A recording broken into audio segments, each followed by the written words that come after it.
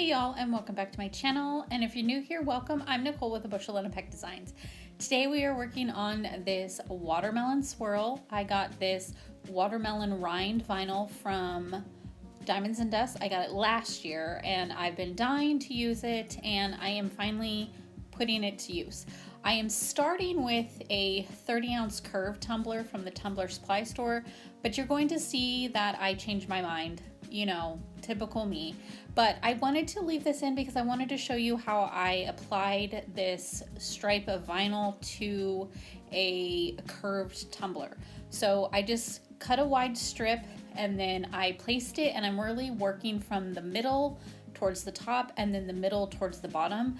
And then in that little area, I'm working from the middle out, and it just helps lay it flat instead of trying to do it all at once. If you just take little sections, it really helps lay that down flat. And then I'm going to take my felt edged squeegee and just kind of press out those bubbles a little at a time, and you'll see it kind of look like it's wrinkling up, but it's really just moving those air pockets outwards towards the edges. And then towards the bottom, I'm going to wrap it under, and then I'm going to use my heat gun. I'm going to trim off the top first, and then I'm going to use my heat gun to just kind of help stretch it over that edge. But be careful because you can heat it too much, and then it was kind of just peeling up where like I added the heat. It's not that it lost its stickiness, it didn't seem to be staying as well, I think because I stretched it. So just be careful with that. And then I just wanted to stretch it over that little tiny lip right there. And then I'm going to take my sharp X-Acto knife and trim it right in the lip of that curve. I'm going to do the same thing with a skinnier strip. I didn't measure them any distance apart. I just randomly placed it where I liked the look of the spacing, and I did the same exact thing. But then you are going to see here in this next clip that I decided to work on a 30-ounce straight instead. So I did a different version of a watermelon last year or the year before, and it was a 30-ounce straight, so I just wanted to work on a 30-ounce straight again. So I just placed those vinyl strips same way I did on the curved. And then I am just taking some light green craft paint and some red, and we're just painting on all of the exposed stainless. I'm putting the red next to that vinyl, and I didn't want to tape it off because we're going to be blending a lot of glitter, so it doesn't matter if you get a little bit of paint and glitter on that vinyl strip because it's gonna all work out in the end anyways and be covered up. So I am putting the red paint just right next to that vinyl, and then I'm going to go in and add a little bit of dark green, and then after that I'm going to set it aside and let it dry. And while it does that, we are going to be mixing some custom red glitter.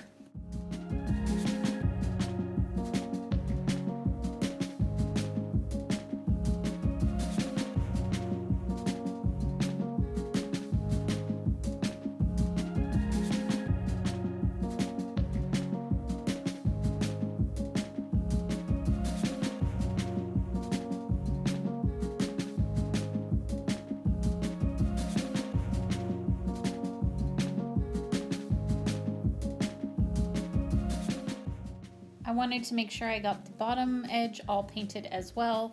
I'm not going to, this one doesn't have the glitter booty option like a lot of the tumblers out there, but I am going to do it a little bit of a custom way. So I wanted to make sure I got that painted as well. I didn't clearly wash off my paintbrush good enough, but it's okay because it's all going to be covered up anyways. So I am taking some splatter from Diamonds and Dust. It is a chunkier red glitter. And then I am taking Red Carpet, which is a finer glitter. And those are pretty much the same shade of red. And then Bite Me is also a fine glitter, but it's a little bit deeper, darker red. So I just wanted to give that dimension in that glitter. So I mixed that up. I didn't really measure. I just kind of poured it and liked it and went with it. So after that tumbler was completely dry, I am going to be adding a little bit of epoxy. We're going to want the longest working time here since we are going to be adding a ton of glitters. So I wanted to do the epoxy method. I am not using fast set. It is regular medium viscosity from CCDIY. That way it gives us plenty of time to work with all these glitters. I was going to start with the red, but it was kind of falling too much into the green section. So I wanted to add some green in there first. So the first one I'm going in with is Leaflet. It is a brand new glitter from the last designer box. And I'm just not really going in with game plan. I'm just kind of adding strips here and there, and then adding a color next to it and going like that. This next color I'm using is Limeade, and then this one is Mushroom, which is a deeper, darker green, more chunky than the other two. And I'm just giving it a very light coverage next to that glitter, and then I am doing that on the other side as well. I'm really not doing anything specific. And then this one is Wilderness. It is a darker green, so I'm going to go in right next to where that chunky glitter was, and then right up against that vinyl, and I'm going to do that on both sides as well. And then we're just basically building up this rind looking side with the green glitter, and then you will see I actually end up covering up this vinyl strip, but I'll explain that later. So now I am going in with Growth, which is a brighter green, and it is also a chunky green. And then I'm going to put that right up against that red, and I'm not taking the lids off, so I'm using the shaker portion just so I don't yet get too much coverage all at once. And when I tilt it, I'm like doing it fast so it doesn't fall in too much to the other colors. Now I am going in with What the Elf, and it is not a chunky, but it is pretty close to the same color as the Growth. So I am adding just a tad of that on the other side of one of those lighter green colors. And I'm trying to alternate light and dark. And then we're gonna go in with Oh Kermie, which is more of a neon-y pastel-y green. But again, it's just building that dimension with all of these colors together.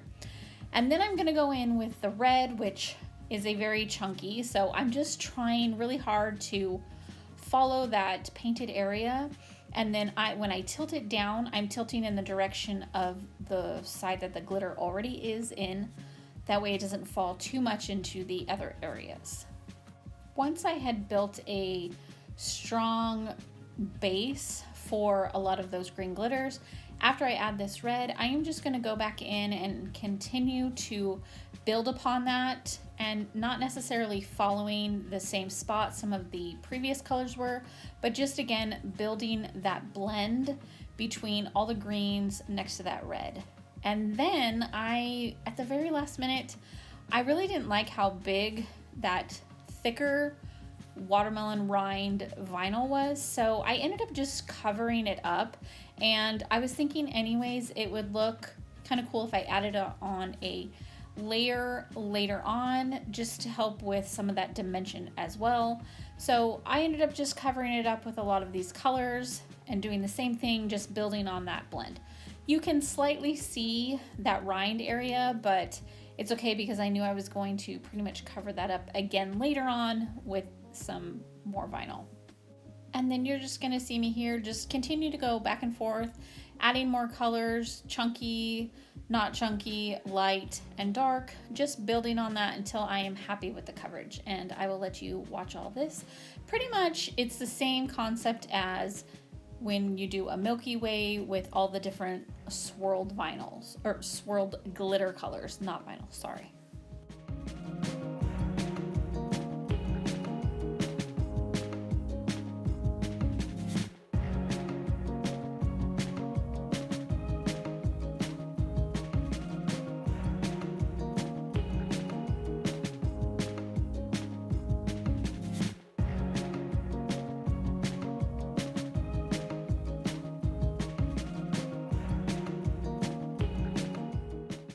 After I am happy with the swirl, I'm going to roll it on a little bit of notebook paper to really help lay down all of these layers of glitter. This is again why I wanted to use epoxy method for glittering, because we really took our time and went back and forth and we're adding all these glitters.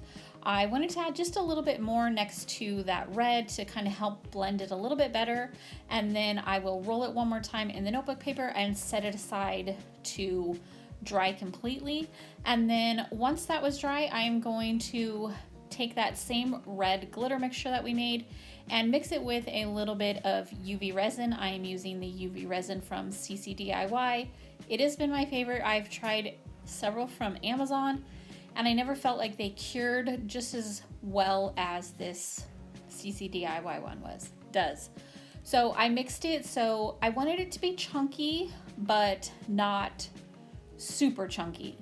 Like chunky enough that it's thick, but not so chunky it doesn't lay down flat by itself, if that makes sense. So I'm going to just mix that up and we're going to just put it right there in the center of the circle on the bottom.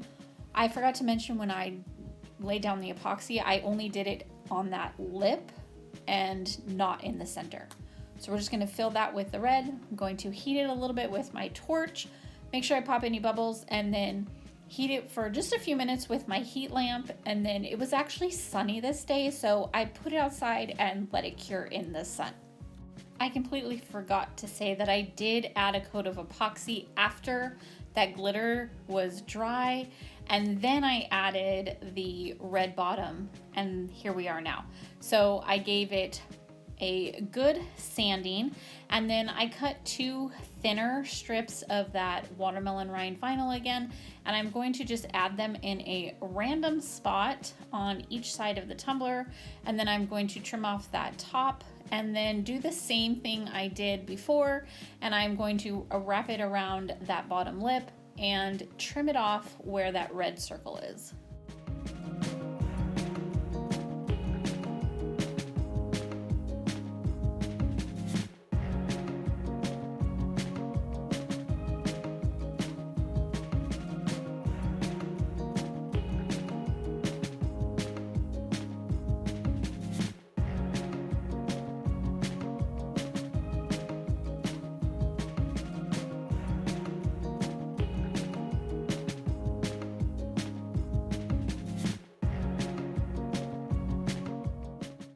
When I trimmed off that vinyl for the very top rim, I also noticed that it was kind of chunky up there and a little bit on that top rim. So I just took my X-Acto knife and trimmed off around that top rim as well.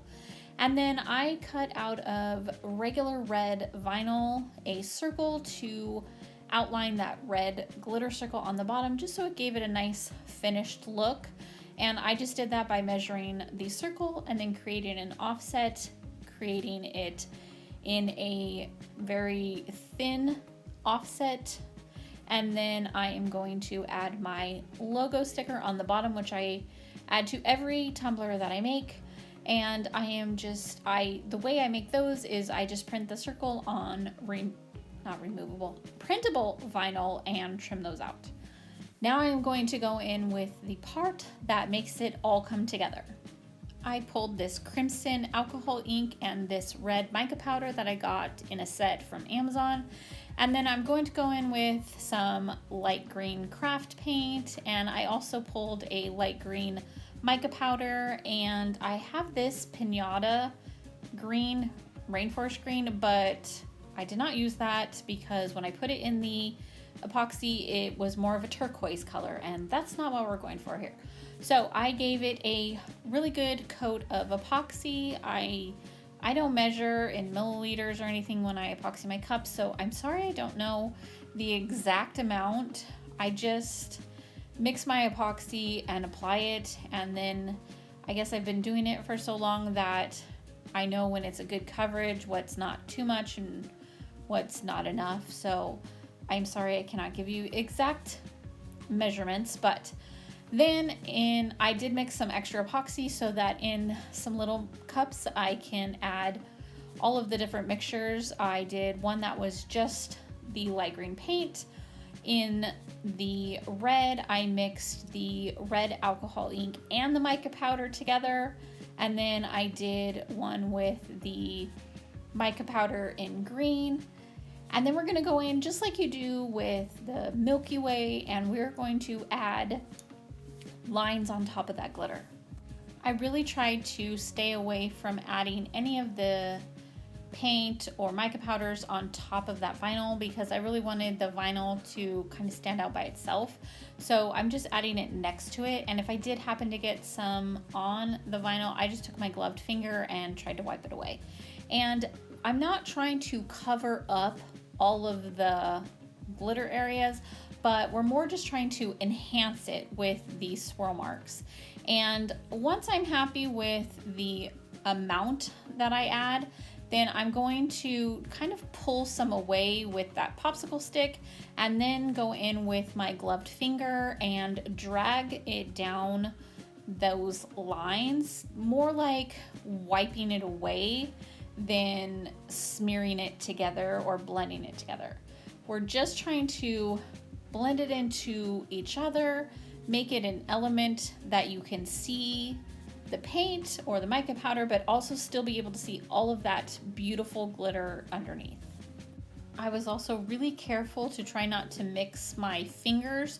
So I used one finger for the red and other fingers for the green elements because I did not want to mix those on this layer at all. We want each color to stand out by itself, just like on a watermelon. And I know I see so many watermelon tumblers that are made with a darker pink glitter, and that's fine. I think that I have seen some beautiful ones, but my personal preference is to make them with red because to me, watermelon is red, and I just like to enhance the true watermelon color look. And so when I make a watermelon design, I always like to go with the red. But that's just a personal choice. So if you made something similar to this and you wanted to use pink, I think that would look beautiful as well. But like I said, it's just a personal preference that when I make watermelon things, I like to enhance the red element of that watermelon.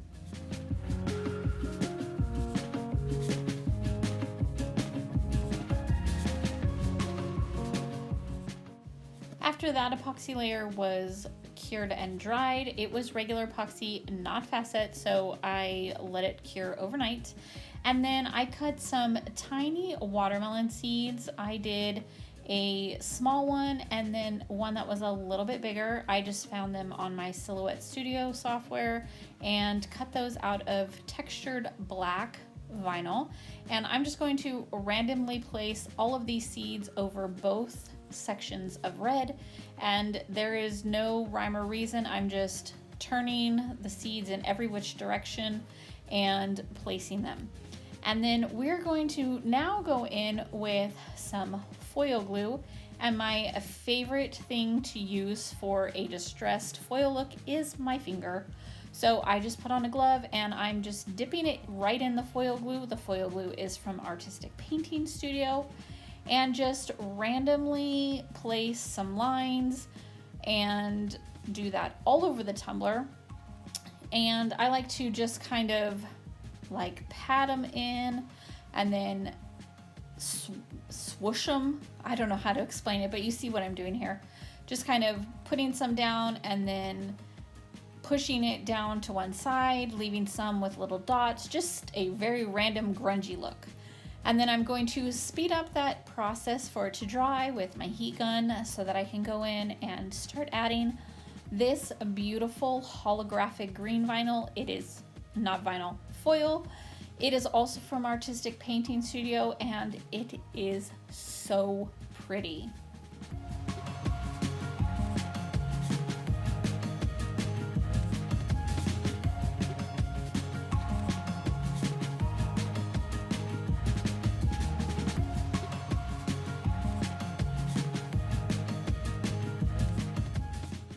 I just wanted one more element to really enhance the depth and dimension and bring it all together, and I think that this holographic foil was the perfect choice for that.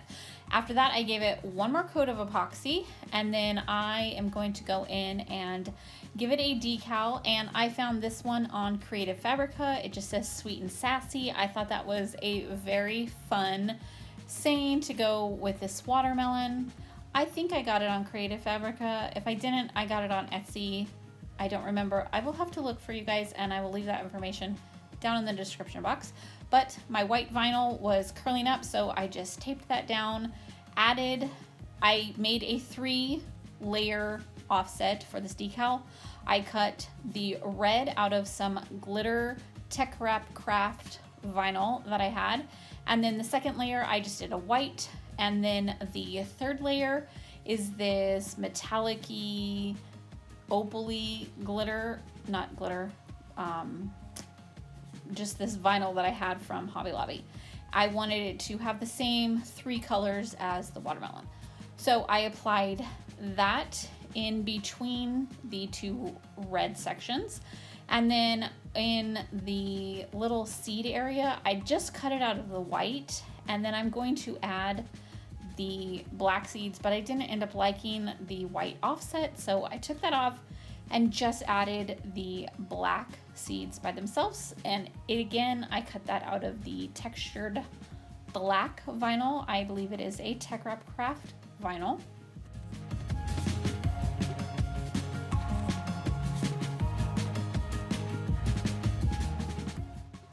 And then I am going to give it its 2 final coats of epoxy. On the very last coat, I did decide to add just a hair white.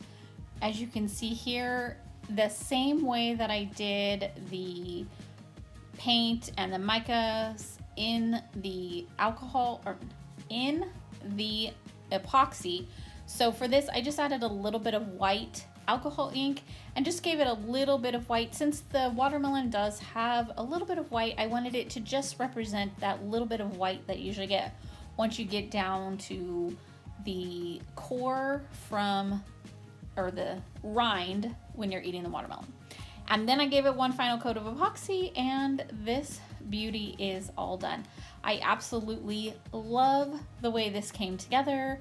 It is exactly the way I envisioned it in my mind when I had this idea. So that is it. I hope that I have inspired you in one way or another. And if you create something similar to this, or if I inspired you, I would love to see what you create. So make sure you give me a tag so I can see it. And I will leave all of the information where to find me and all the products that I used down in the description box. And I will see y'all on Monday. We are starting our Mother's Day series, so I will see you then. Bye, y'all.